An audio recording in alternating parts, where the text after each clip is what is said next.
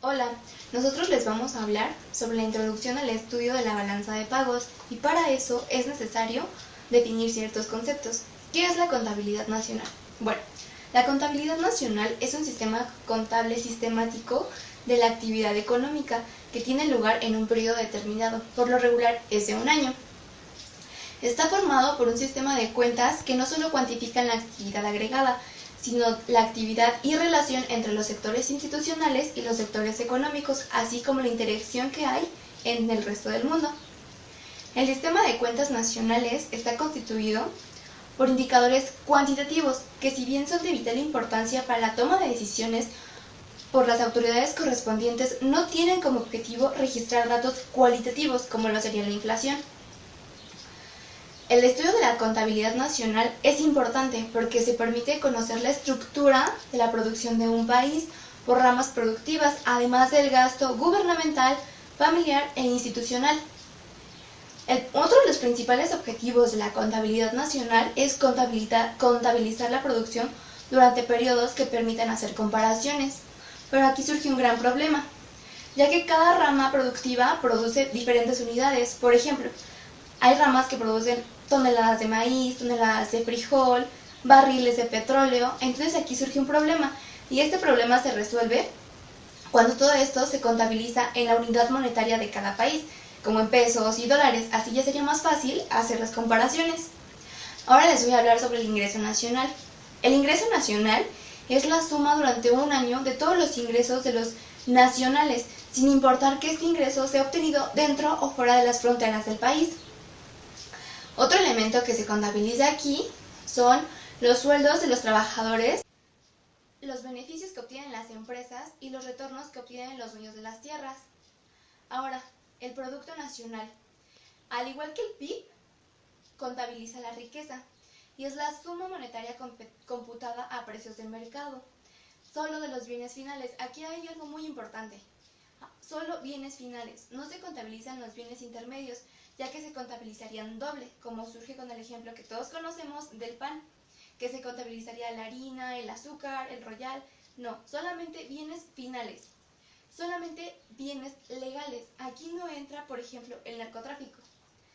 Y debe ser estrictamente a precios de mercado, porque también hay precios, hay diferentes tipos de precios, y no, debe ser a precios de mercado. Aquí surge un gran problema en que muchos nos confundimos, el PIB y el PNB. Bueno, se los voy a decir. La diferencia es que el PIB contabiliza solo lo que hay en el interior del país, sin importar que sean de nacionales o de extranjeros. Y el PNB es todo lo contrario.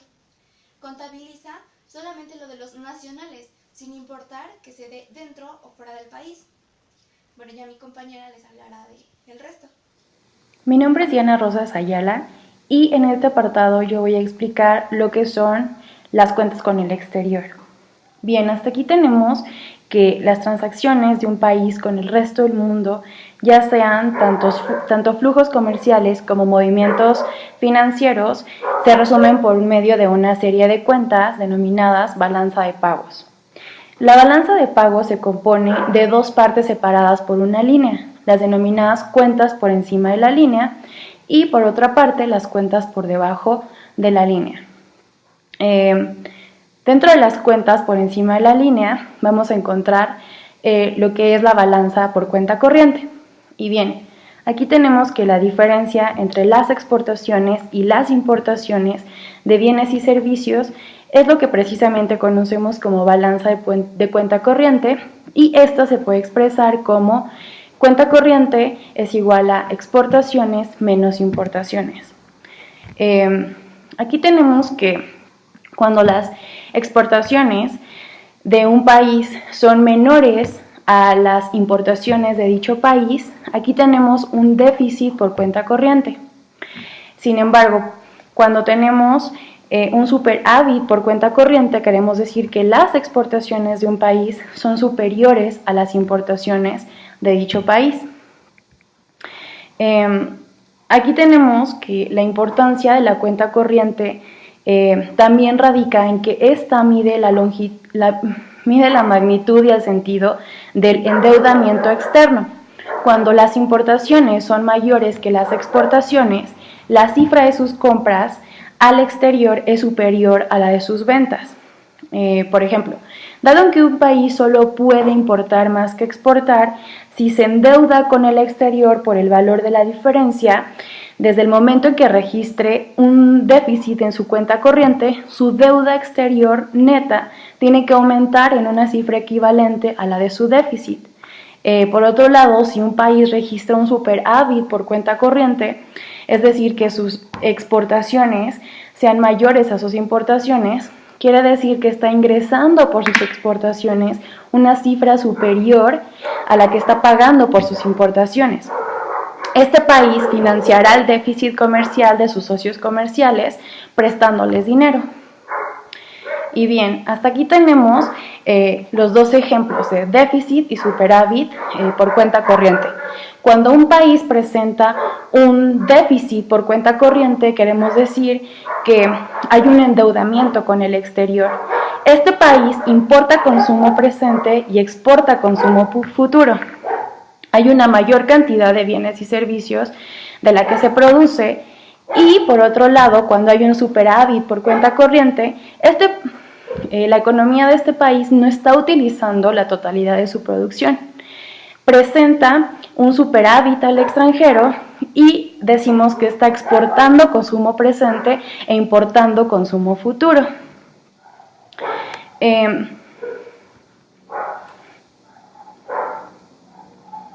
Solo endeudándose con el exterior, un país puede tener un déficit por cuenta corriente y adquirir una mayor cantidad de bienes y servicios, que no es precisamente algo malo hablar de que una economía presente un déficit. El endeudamiento y los créditos internacionales están definidos como comercio intertemporal en el libro de Blanchard.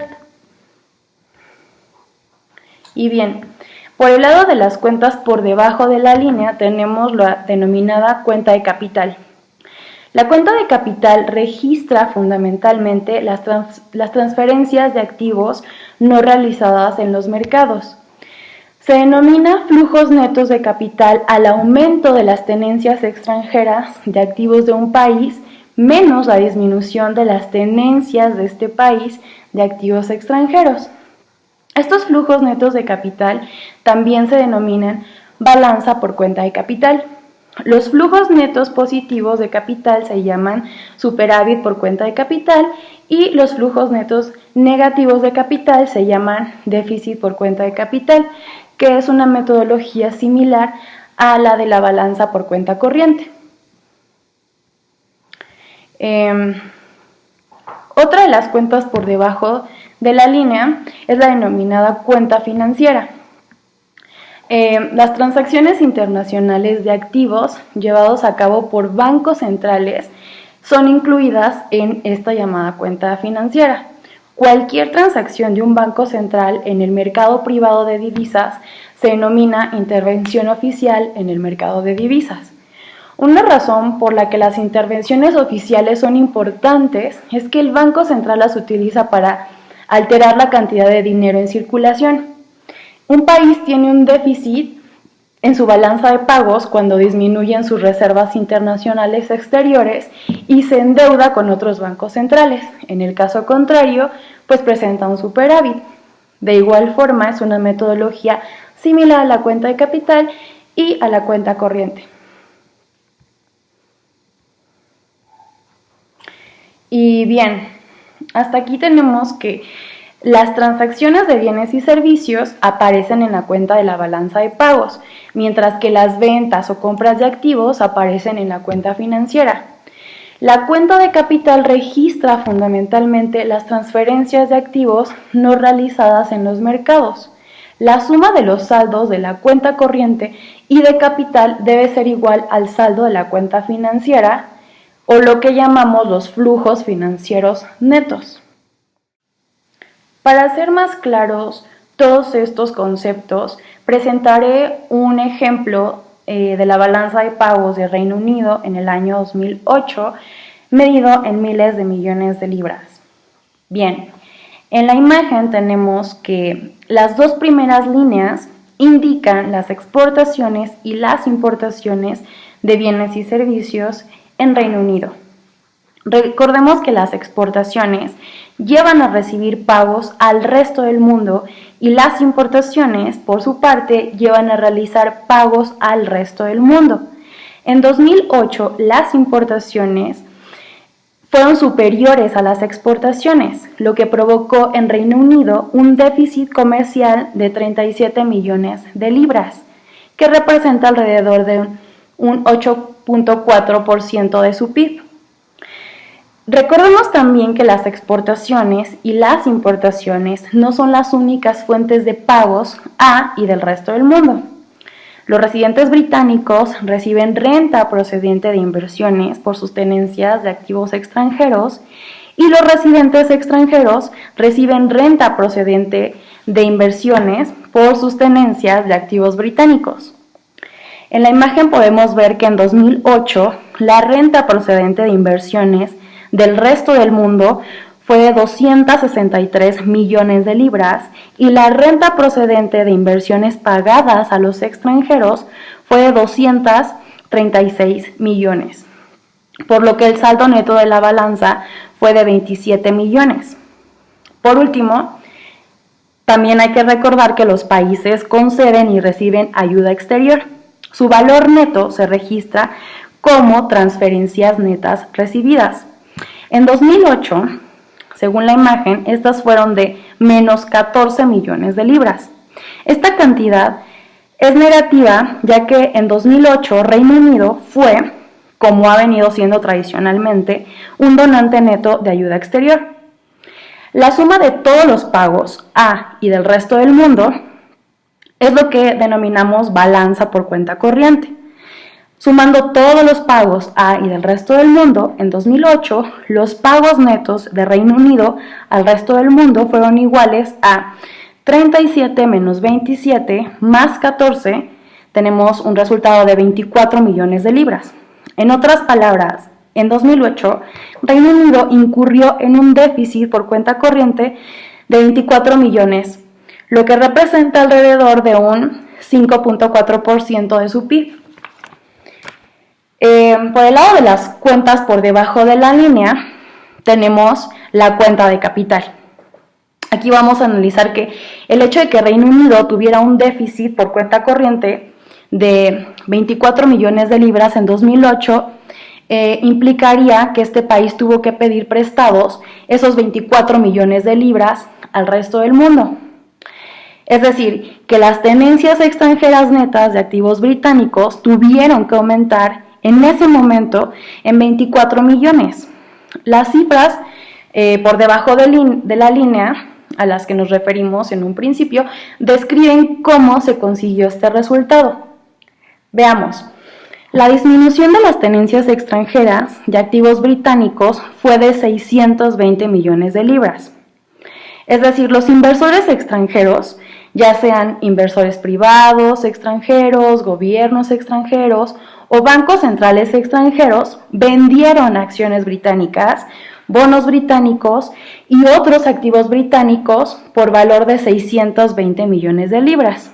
Al mismo tiempo, las tenencias británicas de activos extranjeros disminuyeron en 650 millones de libras. Es decir, los inversores británicos, privados, públicos, vendieron acciones, bonos y otros activos extranjeros por valor de 650 millones de libras. El resultado fue un aumento del endeudamiento exterior británico neto. Es decir, el aumento de las tenencias extranjeras de activos británicos menos la disminución de las tenencias británicas de activos extranjeros, que es lo que denominamos flujos netos de capital. Hacia Reino Unido fue igual a menos 620, como tenemos en la imagen, menos 650, que da un total de 30 millones de libras. En otras palabras, en 2008 Reino Unido tuvo un superávit por cuenta de capital de 30 millones de libras. Aquí surge una duda razonable. ¿No deberían ser los flujos netos de capital, o lo que es lo mismo, el superávit por cuenta de capital, exactamente iguales al déficit por cuenta corriente que calculamos al principio, que antes vimos que en 2008 fue de 24 millones de libras? En principio sí, pero vamos a ver que en la práctica dista de serlo. Y esto es porque las cifras correspondientes a las transacciones por cuenta corriente y por cuenta de capital se calculan utilizando fuentes distintas. Las estadísticas y el muestreo son muy diferentes entre la cuenta de capital y la cuenta corriente. Aunque deberían dar las mismas respuestas, normalmente no ocurre así. En 2008 la diferencia entre las dos, lo que llamamos discrepancia estadística, fue de 6 millones de libras, lo que representa alrededor de un 25% de la balanza por cuenta corriente. Para nosotros podrá ser una cifra elevada o sonar como una cifra elevada, pero para un país rico como lo es Reino Unido no es tan significante. Y esto no es más que un recordatorio de que incluso un país rico como lo es Reino Unido tiene datos económicos que distan de ser perfectos.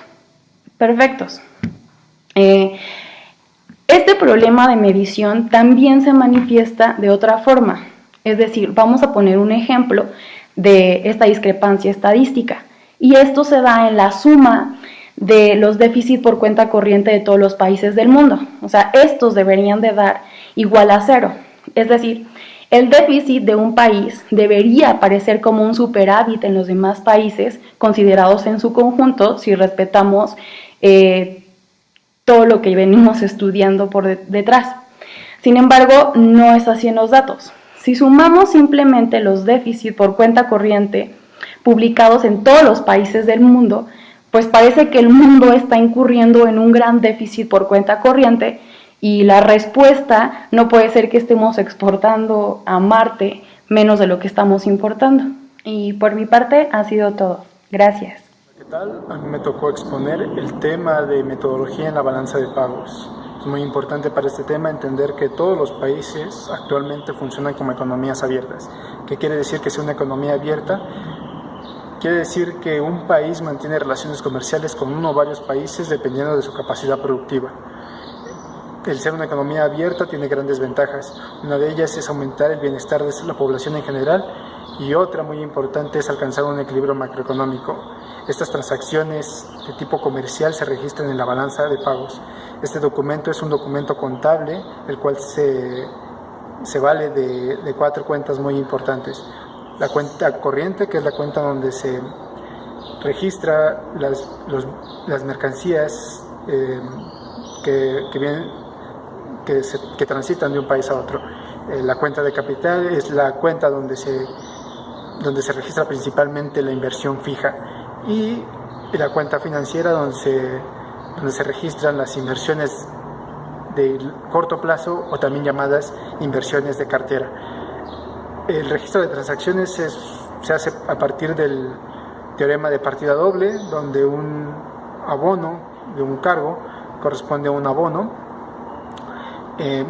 Para efectos de la balanza de pagos, una transacción de cargo resulta en la recepción de un pago para extranjeros, y una transacción de abono es lo que implica realizar un pago para extranjeros.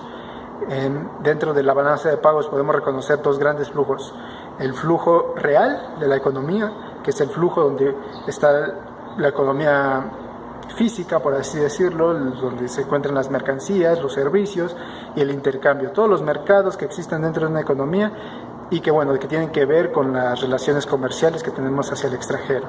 El flujo nominal, que es el flujo donde está el mercado de dinero, el mercado de divisas, el mercado de activos, tiene que ver con la cuenta de capital y la cuenta financiera, así como la variación en estas cuentas, los activos de reserva. Me faltó mencionar que existe la cuarta cuenta, son las variaciones en los activos de reserva, es decir, esta cuenta es de ahorros y omisiones, nos sirve principalmente para balancear el documento contable, y los expertos mencionan que esta cuarta cuenta son las reservas del Banco Nacional en cuestión, ¿no? También tenemos que, en la práctica no hay una persona que esté ahí haciendo registros contables, ¿no? Que diga, a ver, va a salir esta mercancía del país o va a entrar esta, sino lo que tenemos en el documento contable son estadísticas, es decir, que hay organismos encargados de hacer estadísticas de lo que entra y sale de un país, de las operaciones comerciales que existen en un país, Y bueno, en México tenemos varios casos, tenemos desde las oficinas aduaneras o la Secretaría de Relaciones Exteriores, así como el INEGI, que es nuestra principal fuente de estadística en el país. También tenemos que la balanza de pagos, su función principal, es como la carta presentación de un país, ¿no? En esta vamos a poder ver si tiene capacidad productiva, si no hay capacidad productiva, qué es lo que pasa con los bienes financieramente hablando, si un país es solvente, si un país tiene gran atracción como país para poder invertir. No tenemos, o tenemos también que el país en cuestión es vulnerable, ¿no? Podemos decir que un país es vulnerable cuando su inversión se debe principalmente a la inversión de cartera. Este país no va a poder solventar una crisis financiera por especulaciones. En el caso de México es muy importante resaltar que tenemos una fuerte dependencia de los activos financieros, pero de corto plazo. Estos, como la balanza de pagos nos indica, una cuenta o un flujo no puede estar aislado del otro. Es decir, si tenemos un superávit en el flujo real, tendríamos que tener necesariamente un déficit en el flujo nominal. ¿Qué quiere decir esto? Es como un banco, ¿no? Si tú lo llevas esta teoría a tu vida, digamos que si tú tienes muchos bienes, es porque seguramente pediste un préstamo, ¿no? para solventar estos bienes, ¿no? Esto llevado a la balanza de pagos o a la economía nacional, pues es prácticamente lo mismo. Si hay una reserva de bienes o una cantidad enorme de bienes, es porque seguramente se tuvo que invertir, y si esos bienes no están representados por el flujo nominal, quiere decir que hay deuda. Esta deuda, se contabiliza también en la balanza de pagos, se ve en la balanza de pagos cuando principalmente existe déficit en la cuenta corriente. Es muy sonado el tema hoy en día de la balanza de pagos con Estados Unidos. La verdad es que dentro de lo que cabe, el tener un déficit con un u otro país no es tan malo, ¿no? O sea, hay que puntualizar ciertos puntos de que como se los dije en un principio, el ser una economía abierta necesariamente cumple ciertos objetivos, ¿no? Uno de ellos es aumentar el bienestar de la población en general. ¿Y cómo se cumple esto? Dándole más oferta a la población de bienes y servicios, ¿no? Estos bienes y servicios, pues necesariamente, si no lo cubre una economía como la es México, pues necesariamente tendríamos que importar esos bienes que necesitamos. Por eso no es tan malo que tengamos déficit con otros países. En el caso de Estados Unidos, ahí estamos hablando de una inversión fija. En el caso de sus empresas, en el caso de sus automotrices, sobre todo, que vienen a invertir aquí, pero la realidad pues, es que porque son salarios bajos, hay una ventaja comparativa con otros países de México, que hay unos salarios bajos y hay unas regulaciones que favorecen la inversión y demás. Eso hace que un país tenga déficit con otro, ¿no? Por último, quisiera agregar que hay dos tipos de presentación de la balanza de pagos. Uno que se utiliza en la mayoría de Latinoamérica, en países como Chile, como Perú, que es la forma actual de presentar una balanza de pagos, donde la inversión fija se junta con la inversión a corto plazo y le hacen llamar cuenta de capital, ¿no? Esto no es muy conveniente, ya que, como se los dije, es importante saber cuánto dependemos de un capital extranjero en cuanto al corto plazo, ¿no? No es muy favorable para una nación tener déficit o superávit en ese rubro, ¿no? En la cuenta financiera. La forma en la que el Fondo Monetario Internacional nos hace la recomendación que se presente la balanza comercial, y que actualmente México lo implementa, es la nueva presentación internacional. La nueva presentación internacional hace la diferenciación entre la cuenta financiera y la cuenta de capital, justamente para evitar que un país de alguna manera maquille su balanza de pagos y diga que es superavitario, ¿no? O bueno, también se puede utilizar para la regulación del sistema bancario, que es muy importante también en una economía y que dependemos fundamentalmente de ello, ¿no? Por último, y para concluir, tenemos nosotros en la balanza de pagos de México un déficit por flujo nominal, es decir, cuenta financiera de 26.261 millones de dólares. Este es un dato relevante también. La balanza de pagos debe presentarse en dólares, ya que es la moneda más utilizada en el mundo y la que tiene mayor solidez. ¿Qué quiere decir esto? Que nosotros estamos solventando, es decir, la economía nacional está solventando a partir de las reservas del Banco Nacional, estas reservas que son por divisas, por operaciones que hace el Banco Central, 18.831.000 millones de dólares. Es una cantidad bastante alarmante, ya que nos quiere decir principalmente que México no es superavitario en su balanza de pagos, es decir, que estamos poniendo más. Ahí en algunos casos podríamos decir que esas reservas que estamos poniendo de más son principalmente por deuda. Bueno, pues hasta aquí la metodología de la balanza de pagos. Muchas gracias.